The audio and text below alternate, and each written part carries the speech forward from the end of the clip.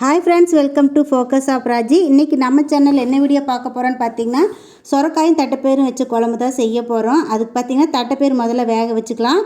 தட்டைப்பயிறு நல்லா கழுவிட்டு தேவையான அளவு தண்ணி கொஞ்சம் ஊற்றிட்டு ஒரு அரை ஸ்பூன் மஞ்சத்தூள், கொஞ்சமாக உப்பு சேர்த்து ஒரு 5 விசில் விட்டு எடுத்துக்கலாம். விசில் வச்சு நம்ம குக்கர் வச்சாச்சு. இப்போ விசில் வர்றதுக்குள்ளே நம்ம காய் கட் பண்ணிக்கலாம். 2 சொரக்காய் நான் சின்ன சைஸில் எடுத்துருக்கிறேன், பொடி பொடியாக கட் பண்ணி வச்சுக்கிறேன்.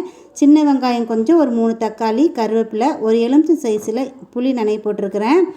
5 விசில் வந்து எடுத்தாச்சுங்க. இப்போ தட்டைப்பயிறு வெந்துருச்சா அப்படின்னு சொல்லிட்டு பார்க்கலாங்க. ஒரு 3/4 பதத்துக்கு வெந்தால் போதும். பாருங்கள், இந்த அளவுக்கு 3/4 பதம் வெந்தால் போதும். இப்போ அதை எடுத்து வச்சுட்டு நம்ம தாளிப்பு தாளிச்சிக்கலாம். அதுக்காக தேவையான அளவு எண்ணெய் ஊற்றி சூடானதும் கடுகு போட்டுக்கிட்டு வெங்காயம், கருவேப்பிலை சேர்த்துக்கலாங்க. வெங்காயம் வதங்கினதுக்கப்புறம் அதிலே பார்த்திங்கன்னா ஒரு 3 ஸ்பூன் சாம்பார் தூள் நான் சேர்த்துக்கிறேன். நீங்கள் குழம்பு மிளகாய் தூள் கூட சேர்த்துக்கலாம். ஒரு 1/4 ஸ்பூன் மஞ்சத்தூள் சேர்த்துக்கலாம். நல்லா எண்ணெயிலே நல்லா வதக்கி விட்டுருங்க, பச்சை வாசனை போகிற அளவுக்கு.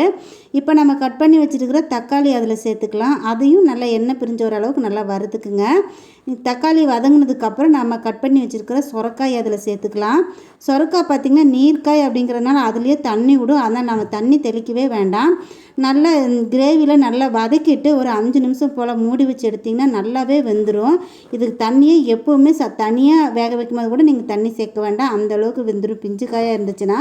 இப்போ தேங்காய் விழுது அரைச்சிக்கலாம். இதுக்கு பார்த்திங்கன்னா தேவையான அளவு தேங்காய் கொஞ்சம் எடுத்துக்கோங்க. குழம்புக்கு தேவையான அளவு 1 ஸ்பூன் சோம்பு போட்டு அரைச்சிட்டு வந்து வச்சுக்கலாம். இப்போ நம்ம சொரக்காய் பார்க்கலாம் எப்படி வெந்திருக்குதுன்னு சொல்லிட்டு. பார்த்திங்கன்னா நல்லாவே வெந்திருக்குது, முழுசாகவே வெந்துருச்சு. வெந்தாலுமே கூட அது நசுக்கி பார்த்திங்கன்னா வேகாத மாதிரி தான் தெரியும். இப்போ பார்த்திங்கன்னா நம்ம அது கூட தட்டைப்பயிறு சேர்த்துக்கலாம். இப்போ அரைச்சி வச்ச தேங்காய் விழுதும் அதுலேயும் சேர்த்துக்கலாம். கரைச்சி வச்ச புளியும் அதிலே சேர்த்துக்கலாம். தட்டைப்பயிறு வேக வச்சோம் இல்லைங்களா, அந்த தண்ணி நம்ம வச்சுருப்போம், அதுவும் வேஸ்ட்டு பண்ணாமல் இதிலே சேர்த்துக்கலாம். குழம்பு மாதிரி வேணும்னா தண்ணி நீங்கள் கொஞ்சம் அதிகமாக சேர்த்துக்கலாம். நான் கிரேவி மாதிரி தான் செய்ய போகிறேன், அதனால் கொஞ்சம் தண்ணி கம்மியாகவே சேர்த்துக்கிறேன். தண்ணி கொஞ்சம் கம்மியாக சேர்த்துக்கிட்டு அதுக்கு தேவையான அளவு உப்பும் போட்டுக்கலாம்.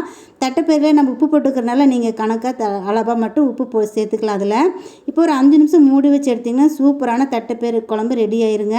ஏற்கனவே தட்டைப்பயிறு சொரக்காய் நல்லா வெந்ததால் பார்த்திங்கன்னா நீங்கள் ஒரு 5 நிமிஷம் கொதிக்க வச்சிங்கன்னா போதும், சொரக்காய் தட்டைப்பயிறு குழம்பு ரெடி ஆயிரும். சிம்பிளான ரெசிபி தான், ஆனால் செம்மையான டேஸ்ட்டில் இருக்குங்க. நீங்களும் ட்ரை பண்ணி பார்த்துட்டு எப்படி இருக்குன்னு கமெண்ட்டில் சொல்லுங்கள்.